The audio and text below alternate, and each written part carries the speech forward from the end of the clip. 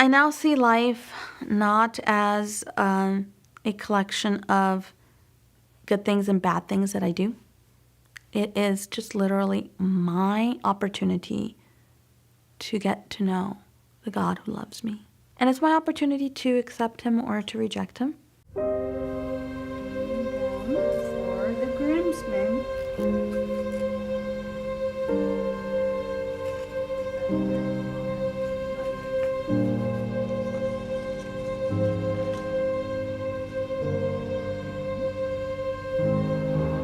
I grew up around religion all my life. I grew up around it, and what I learned from that was that God had a list of things, the good things that he wanted you to do, and then there were bad things you're not supposed to do. Somehow I have to appease this God because he's a little bit angry, because we've been bad. I've been bad. So he has every right to be upset. So he's upset, but somehow I need to do things to kind of gain some affection or at least keep the wrath away.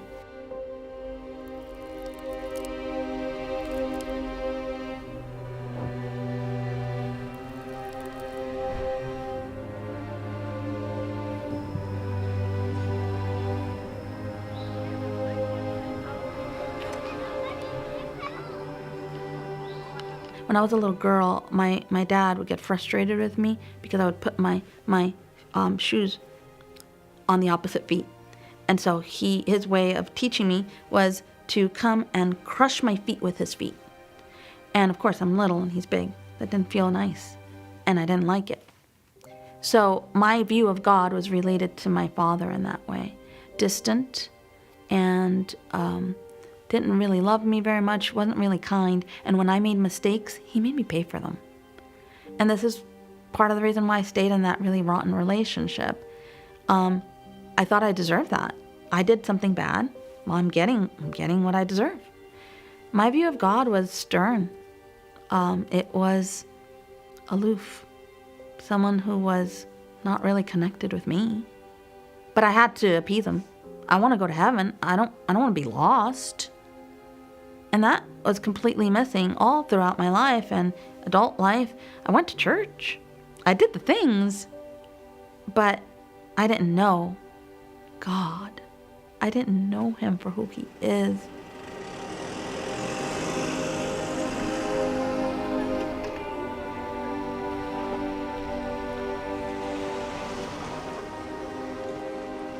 We ended up coming to the United States. My mother had to come with me. The rest of my family were able to get visas, so they came, but for my mother and I, we couldn't. We had to find a creative way, and that was through traveling through Central America, and then meeting up with Coyotes in Mexico, and then crossing the border. At the border crossing, for some reason, the Coyote convinced my mom that it was a better idea because the journey was rough, it was at night, and there were dangers that we should be separated and that she should take me. She had a passport with a girl's, some other random girl, and she was going to put me in the back of the car, pretend I was sick, and just drive me through the U.S.-Mexico border using this passport. So my mom agreed. And my mom went her way to go through her crossing. The woman, she took me in the car and she smuggled me into the United States this way. When I arrived at the stash house where all the people that were crossing the border, it was like a mobile home. I was 7 years old. It was May, and I remember that there were so many people in that house. You couldn't even walk without moving around the people. There was no space. And in the midst of all these people, I was looking for my mother. I looked for her and I waited. And I went out and I waited and I waited and I waited for days. And my mother never came. I don't really have a lot of memories about eating, living during this time. The only memory that is so etched in my memory is the absolute terror that I was alone and that I didn't know where my mother was, what had happened to her. This nagging feeling that no one wanted me. Here I was, and now I didn't have anywhere to go. I was a child. There was not a familiar face there.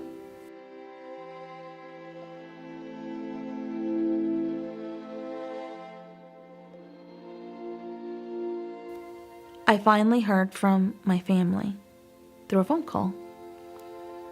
The Coyotes had arranged to call my family in the States because they had gotten here beforehand. And when they contacted them, they had me talk to them. I was happy because I could talk to my grandmother. And she tried to calm me. She said, it's going to be okay. You're going to come home. We're going to figure out a way to get you. I thought that the Coyotes were being nice. But really, now I understand that it was part of an agreement. They had to let my family know I was alive and that I was okay. And that way they could negotiate the price for my ransom because I was now kidnapped by the Coyotes. The Coyotes were going to make money one way or the other from me. And if my family wasn't able to come up with the money to ransom me, then I was going to be sold into something. My little mind didn't understand what that something was. But I knew that little children came into that building, into that mobile home, and I knew that they were moved through.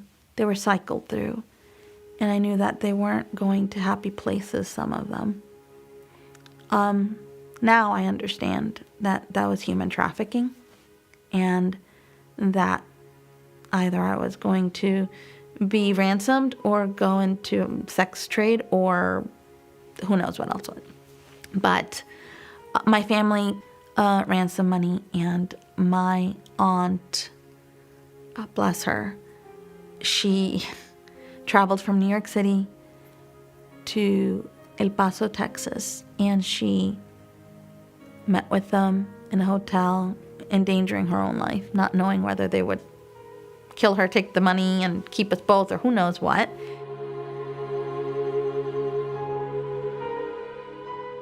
They did their exchange, and I was reunited with family.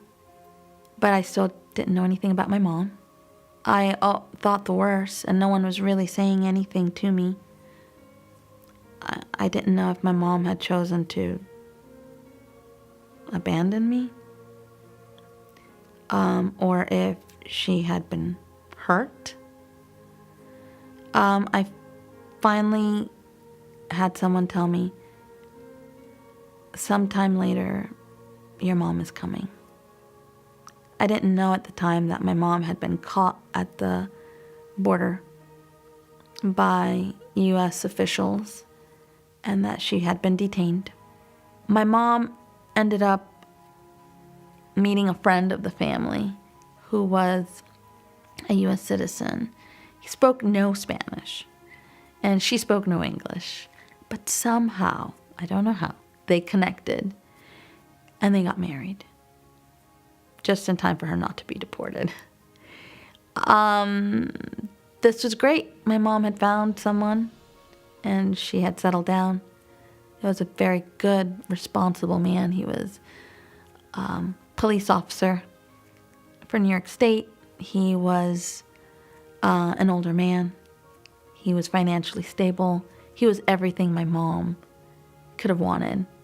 And she loved him. And he loved her. And they went on to live 26 years happily married.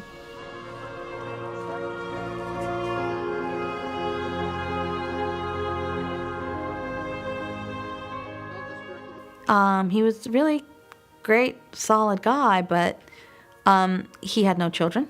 He was an older man, and he did not want children. So their relationship was for them, and it was good. It was good for them, but I didn't fit into that equation at all. My grandmother kept me, but I knew that that wasn't my place. I knew she did that out of a good heart, but I knew that wasn't my place. I knew my parents were moving on and having their own lives, and they didn't have space for me in their lives.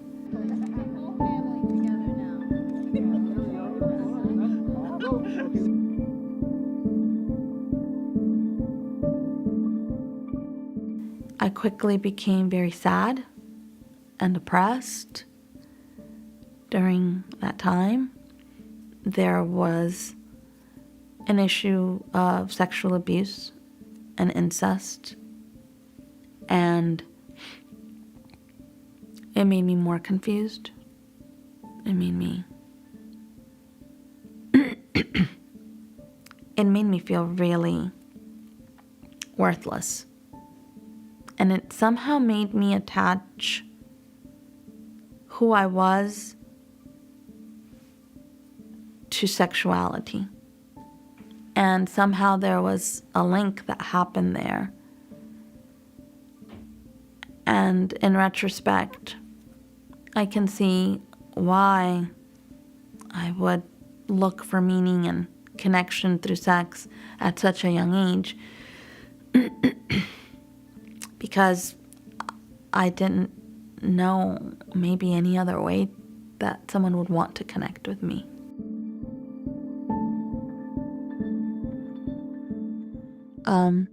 By the time that I was 12, I didn't think I wanted to live anymore. I thought that I would be better off dead. And I wanted to act on that.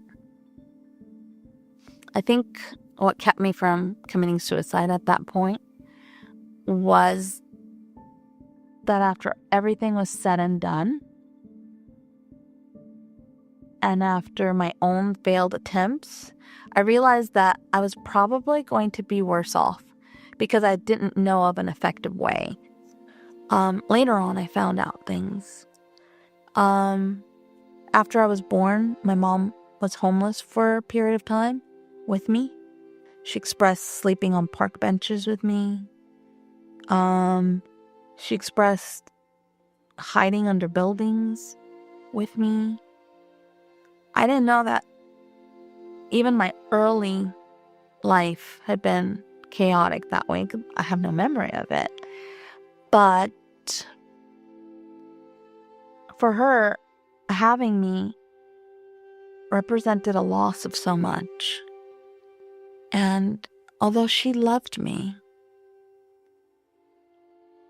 it was hard for her to find a way to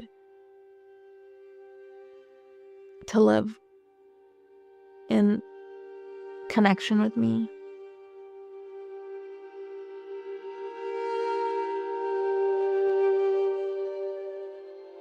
January of 2019, my mother was diagnosed with an aggressive form of breast cancer.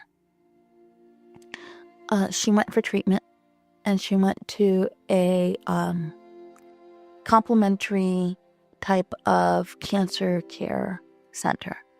So she decided to go and do this along with her conventional treatments. And it just so happened that that place was 15 minutes from my home. And she was getting a lot of information about how to take care of her body. You know, the right things to eat, the bad things you don't want to eat, the way that lifestyle plays into sickness, disease, and her cancer. One of the things that they did there was that they also targeted the mind connection, the body and the mind together. They really targeted that.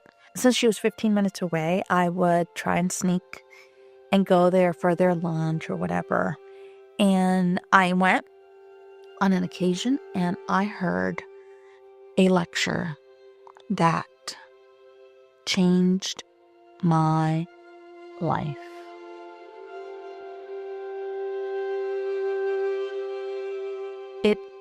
like this is the missing link. I had tried religion. I had tried being good. It was the thing that I needed to make sense of the world I lived in. During that time, I had been dealing with 10 years of PTSD and the anxiety that came with that, horrible nightmares constantly regarding my previous marriage. And during that previous marriage, because there was a lot of physical abuse and a lot of that happening, I was reliving this in my dreams. I was reliving it. And if I was even in the courthouse with my ex-husband, my heart was racing out of my chest. I felt physically dizzy, ill. I felt as if I was going to collapse. Even though there was a bailiff and police and he couldn't harm me. And although there was a restraining order, he couldn't come see me, he couldn't come get me, the hurt lived in my brain. It was there. It happened years before. But it constantly continued to happen to me. I was being victimized again and again and again, and I couldn't stop it. When I see patients in my practice, they all come with the same problem. The problem is they think someone else is their problem. And the idea that someone else is my problem is leading to nowhere. Because if someone else is the cause of your problem, or if what someone says or does is the cause of your problem, can you control what the other one is doing or saying? No. There is no way in which you can control the actions or the sayings of another person. That is in their sphere of action to control, and you can only control your own actions and your own words. So if you move to any place in the world, you will still take your thoughts with you. And the problem is not the person that is doing the evil thing. The problem is your thoughts about that situation. So if you realize you go wherever you go with your thoughts, and that is still a problem. And we see this very clearly with people who are nowadays depressed for something that somebody who has already maybe died or passed away 10 years ago, and the person is still depressed today because this person thinks that what the other did 10 years ago is the cause of his problems. It is always what I think what will bring me into problems. And this is very good news, because then the others I cannot change. But if the problem is my interpretation of what he does, then that is in my sphere of action and I can change that. That means my problem can be solved. It was me. Not on purpose, but it was the way that I processed what had happened, and it's very normal, and I don't blame myself for that. It was a very normal response. I have had the privilege of working with many individuals that have dealt with significant traumas from the past. Those traumas might be in the form of physical abuse, they might be in the forms of abandonment and rejection, they might be in the forms of sexual abuse or rape or infidelity and so on. There are all sorts of things that happen in the life. And these are very difficult things to deal with, for sure, very difficult. And that difficulty does not mean that they're insurmountable. From our human perspective, yes, they're insurmountable. We can't get over it. What I tell individuals is that victimhood is not what happens to you. Victimhood is what you think about what happens to you. So it's how you perceive the event, because the event can come and the event can go and the event can have been gone for 50 years, but the event still lives on, but it doesn't live on in its actual existence. It lives on in my thoughts. It lives on how I perceive that event and how I perceive that event affecting me, right? So how can an individual who has been through such traumatic things come to freedom from those things? And there's only one place and there's only one way. I was like, okay, I need to learn more. This is going to be my life's mission, because if it's this powerful, I need to know everything about it. And I went on a quest. So now what I want to tell the individual, and as I'm discussing with them, is you didn't do this on purpose. There's no guilt for doing this and so on, but there's something that's wrong and it's in your life, and let's look for it and see if it can be fixed. So you don't have to continue under this condition, any longer. And, so that there can be healing, there can be relief, because you can't fix a problem by just addressing the effect. You have to fix a problem by addressing the cause of the effect. And 90% of the time, you're going to find a cause to the effect being in the body. You're going to find the cause up here in the mind. And so it makes sense that you at least take that into consideration, if not focus on that. Why do individuals do this? First of all, we're born with a condition. We're conceived with a condition that we have inherited from our parents. And it's not a physical condition, but it has physical effects. It's a spiritual condition that then has physical effects. And that spiritual condition is our human nature as we understand it now, right? And I got it from my mom and my dad, and they got it from their parents, and they got it from their parents, and so on and so forth. And that human nature has an inherent problem to it, and that problem is that I, who am just a creature, believe that I am a creator. I can only pass something along, but I think that I produce it myself. And in thinking that I'm a creator or that I'm a producer, now I think that things come from myself. I think that I am my own. I think that love is I'm giving something from myself, but now I do so with an expectation of receiving something in return. I think that I'm the owner, and therefore now I can lose things that are my own, and I can be at personal loss. I think that others owe me respect and honor and love and so on, and when they don't, I'm a judge, and so I judge them, and I hold them accountable for not loving me and respecting me and understanding me and so on, and I judge myself. And so then I have guilt and self-condemnation and so on. And am I doing that because I want to? Am I doing that because I like it? No. I'm doing that because I can't help it. That's just my automatic. It is interesting to realize that as human beings, the root of all the problems that we have is within ourselves. Even though we think it's outside, but we have already seen that's a deception. The problem is within ourselves, in our identity, that makes us interpret things in the wrong way. So the problem is within, but we must now realize that the solution is not within myself, but it is outside of me.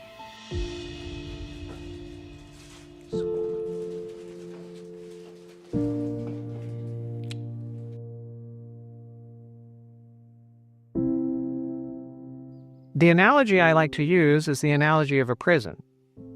Imagine somebody is born in prison. Are they guilty for that? Well, the answer is no. Imagine that they grew up in prison. Are they guilty for that? No.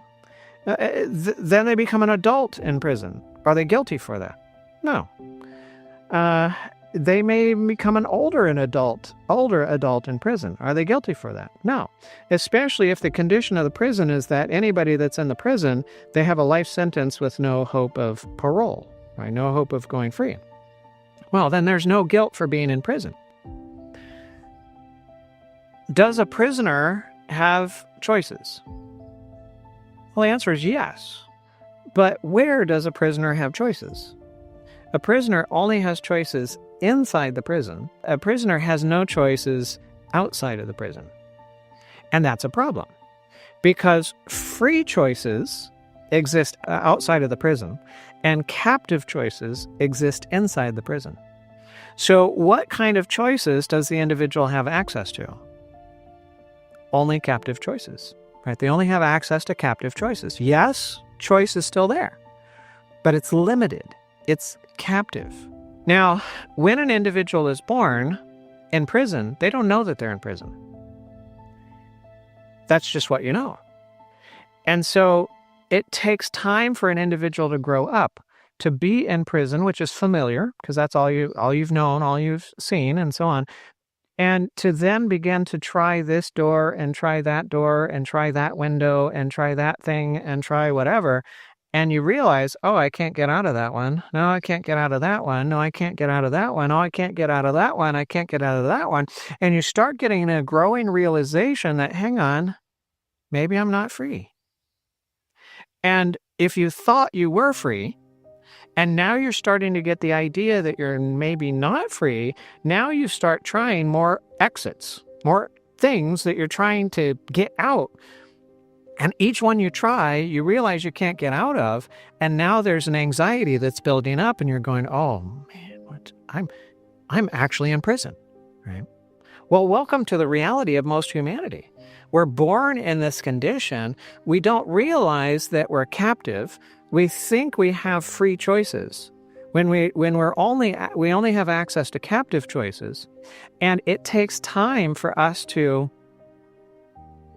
struggle with this addiction and fail again and fail again and fail again and fail again, and then maybe switch to another addiction and then fail here and fail here and fail here and fail here, and have a relationship that falls apart here, and not be able to control myself in this situation, and not be able to control how much I eat here and what I eat there, and when I get to sleep here, and so on and so forth. And I see all of these behaviors in my life that are just falling to pieces, and I can't hold it together.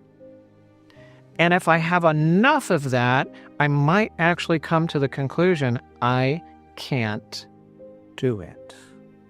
I can't do it. I can't. I'm stuck. Well, it might seem that that's a bad place to come to, but that's actually a good place to come to. It's a good place to come to. Because you can never go out of this prison if you think you're free. You can only begin the process of getting out of this prison if you understand you're a prisoner. So, how does that work? What's the way out?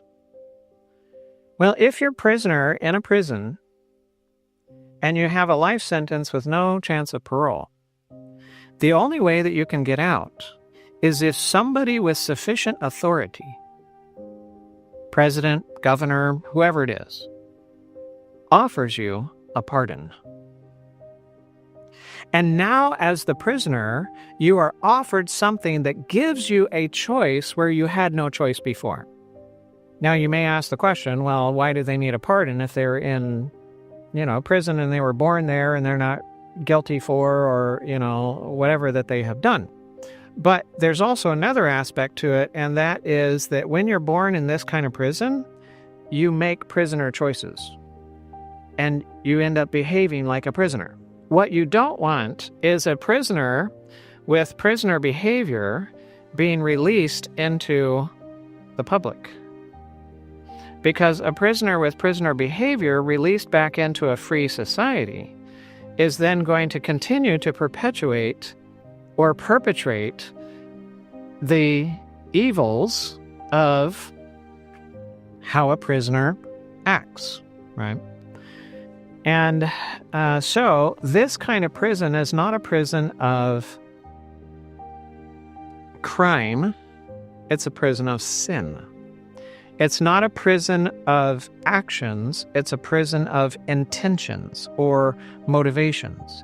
It's not a prison, for example, of murder, it's a prison of hatred. It's not a prison of rape, it's a prison of lust. It's not a prison of theft, it's a prison of greed. It's not a prison of forgery, it's a prison of dishonesty.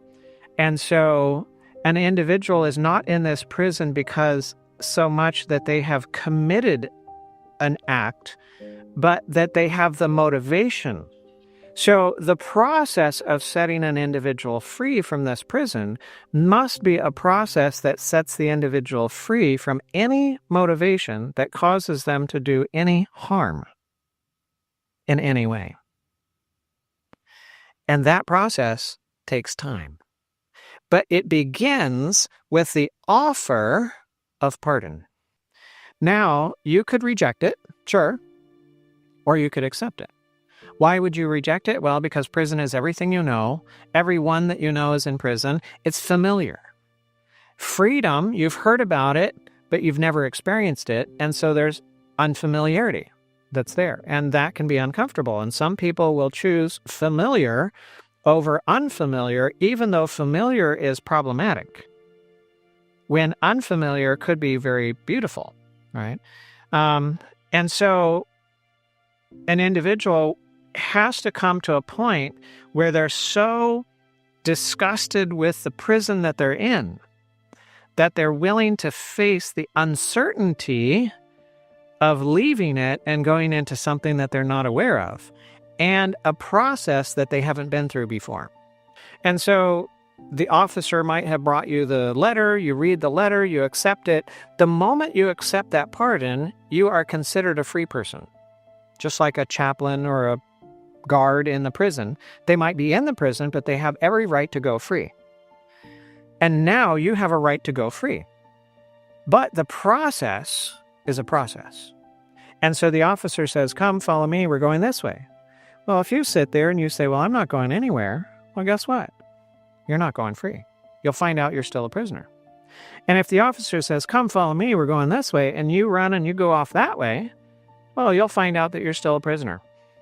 And if the officer says, come, follow me, we're going this way, and you run past the officer and run down that way, and you bang on the door, get me out now, well, you'll find out that you're still a prisoner.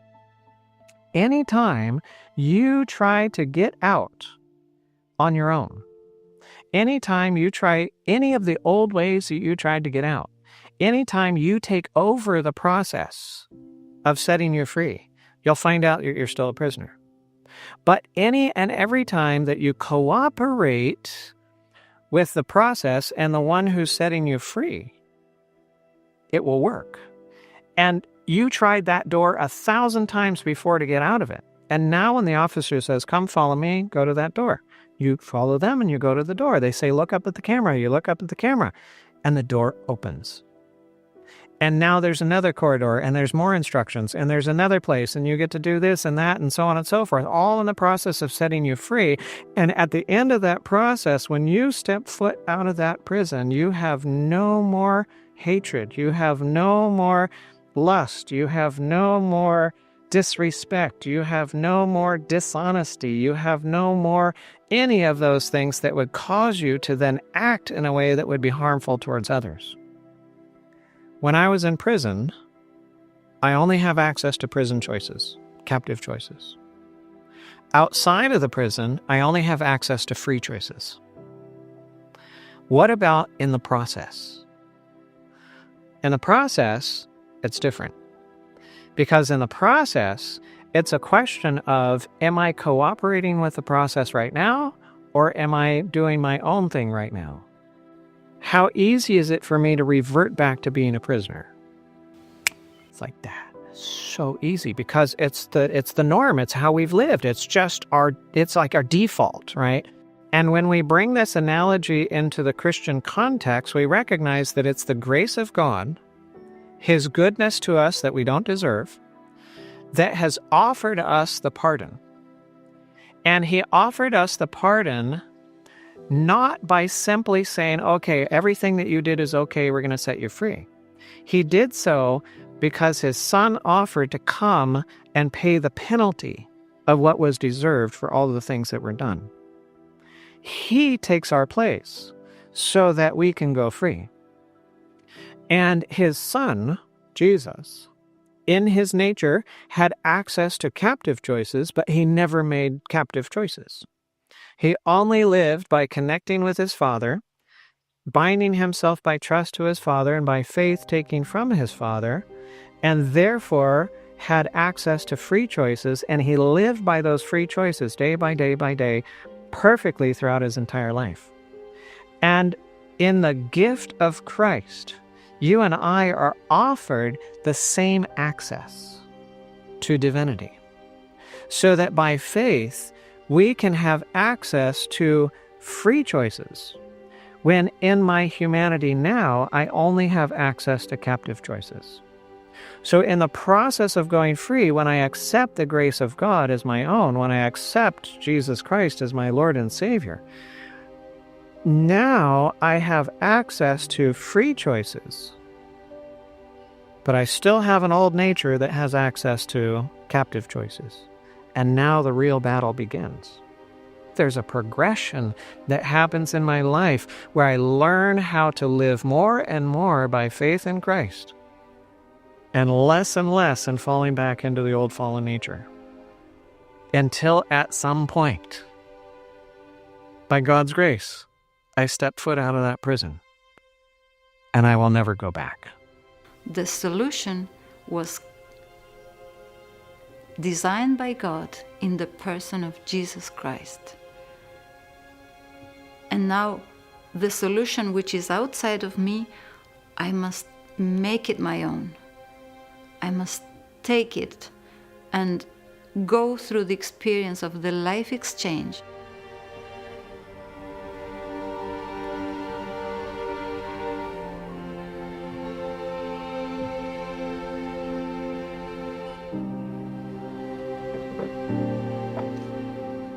I heard this doctor who is a psychiatrist, and I heard her speaking about the mind.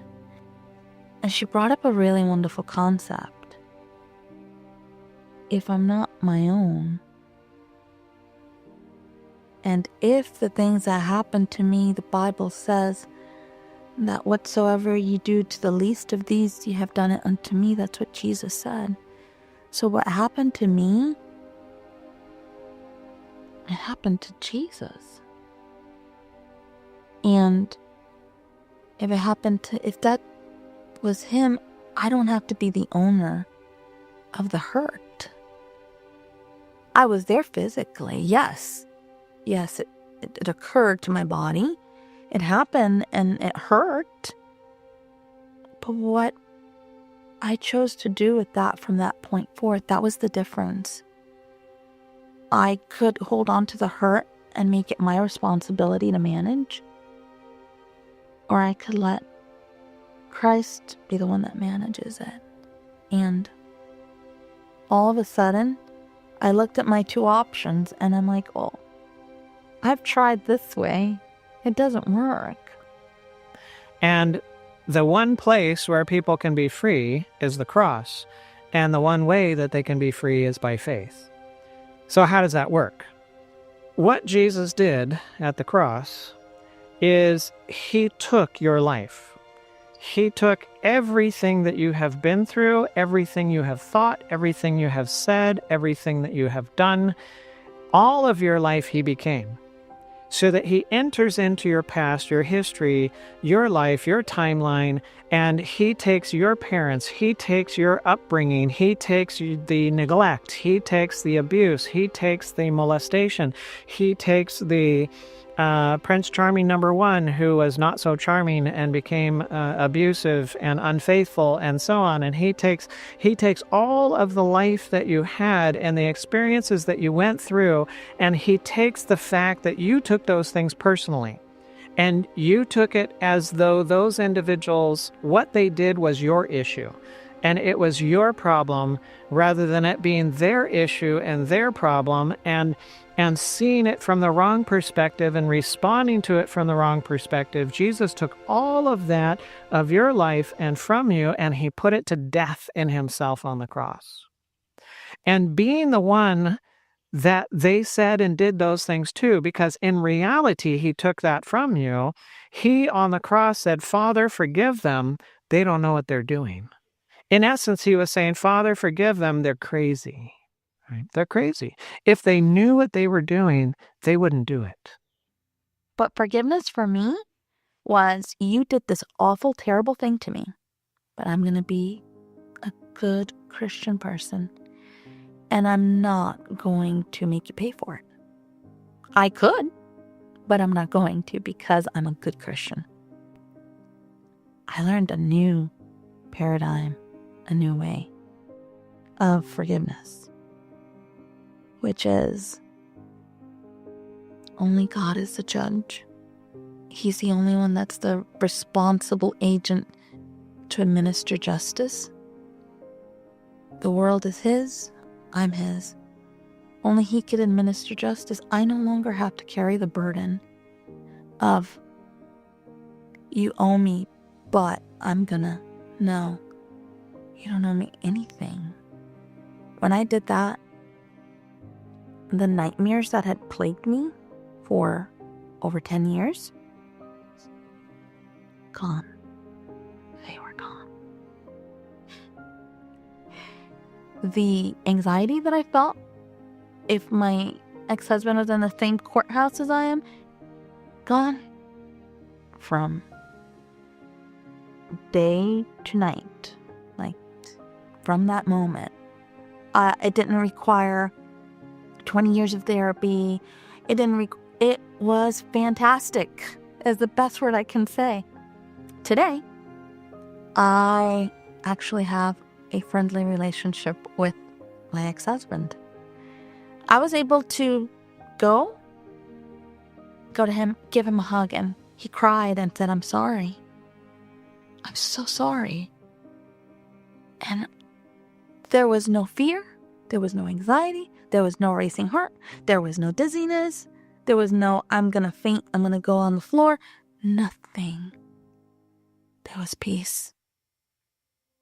There was peace. What was broken was made whole in my life.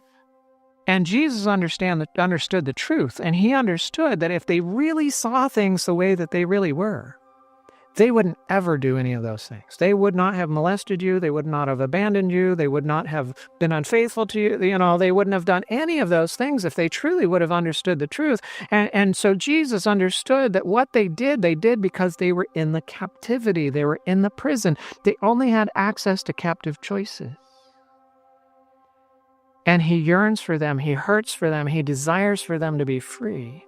And he also knows that I don't respond with the victimhood because I'm free. I respond with the victimhood because I too am captive. And I can't do otherwise. And so, as my Savior, he takes my place, and all of the things that have happened to me, all the ways that I've thought about it, and so on, and he puts it to death in himself. And in exchange, he offers me the gift of his life, where he never harmed anyone. He never did anything wrong. He had a perfect life, a perfect everything, and he had a perfect perspective. So that when individuals did things that were wrong to him, which was true, he recognized that what they did because that was in them. That was their issue. That was their heart issue. And yes, they might have been doing it in his direction, but it wasn't about him. So he didn't take it personal. And he also recognized that he came to represent his Father, so he was taking of his Father's love and his Father's goods, and he was passing that along to others like the parcel delivery guy. And if they took the packages of God's love and threw them on the ground and stomped on them and slammed the door in his face, he didn't take it personal as if it was about him. He recognized that what they were rejecting was not his love. They were rejecting his Father's love because he came to give his Father's love.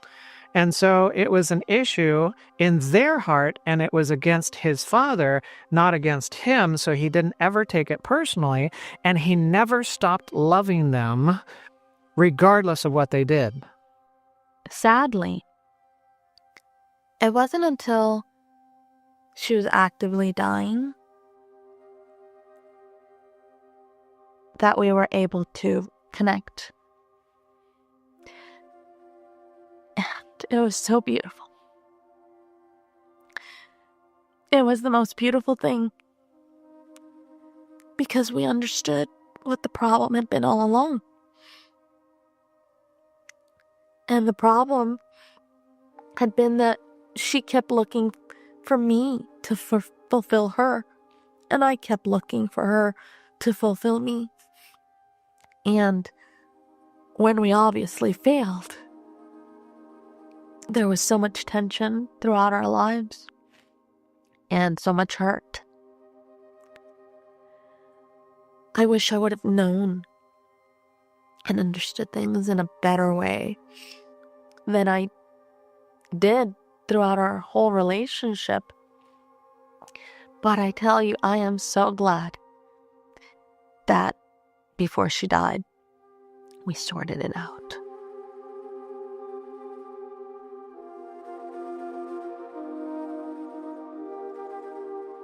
Now I have an image of God that is someone who is wooing me, who wants to win my affection, who is tender. And I didn't have that before. And when I talk about him or to him, I say Abba, because he's my father and he loves me. And a father, when a child makes mistakes, he's not there to crush him. And he's told me, I'm not here to crush your feet. I'm not here to crush you. I'm here to lift you. He's my helper. He's my good friend. He loves me. And all of the needs for intimacy that I was looking for in sex, I learned that I can have deep intimacy with him. And that's the connection that I was craving. And when that connection was filled, when I take from him, I'm fine. I'm good.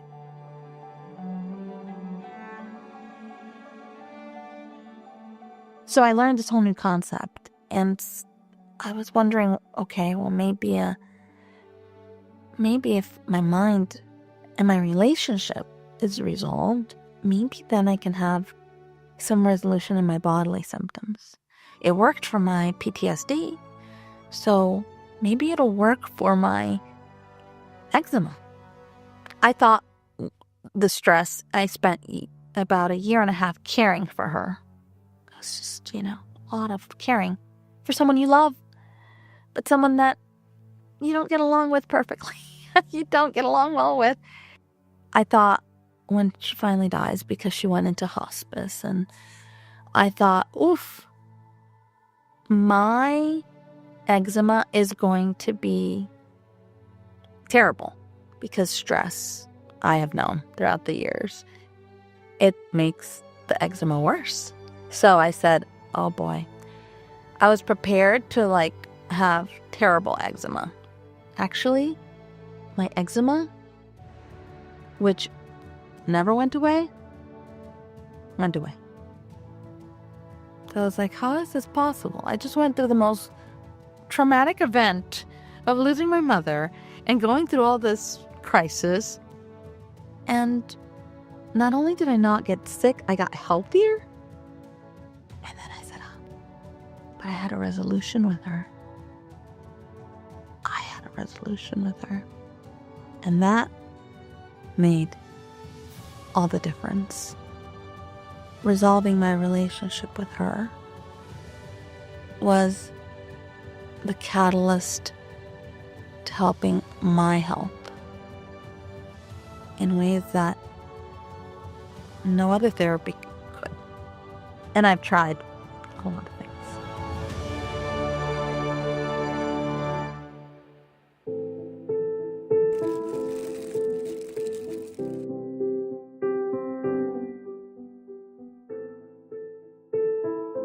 I used to spend a lot of time daydreaming about what I would do differently in my life and how it would be wonderful if I only would have made this choice instead of this choice. How I made things a mess, but if I could have done this, it would have been better. What I could change or how I would do it or how I would make my parents. And you know what? I wouldn't change anything because that is what I needed to be where I am. How would I know what to change? Now I know I don't know anything. I learned that I don't know anything. And I learned that he knows everything. If I were to go back in time and fix something, I'd only probably make it worse. So, I trust him. The past is not my business. And the future's not my business. The only business is, what am I doing here in the now? If people have hurt you, and if you feel like what you're living is not enough, there is so much more. You don't have to stay broken. And you don't have to spend years in therapy. And you don't have to try new things. And there are many different things that promise to bring you relief. I firmly believe that if we learn this and understand this and apply this, our lives will be completely different.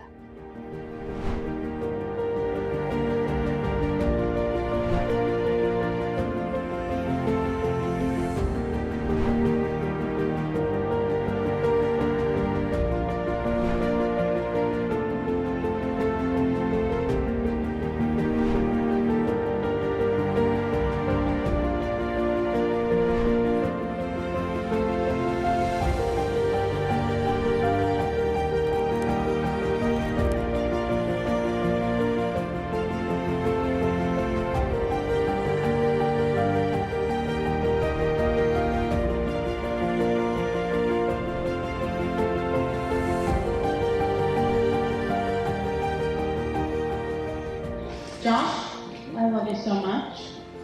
Thank you for being patient with your mom. When you came into my life, I was just 14 years old, so I didn't know how I was going to keep you alive. I thank God that here you are. And I'm thankful because I got to grow up with you and see this wonderful day. And I know that it's a gift from heaven. And you are just, you're my heart. I love you.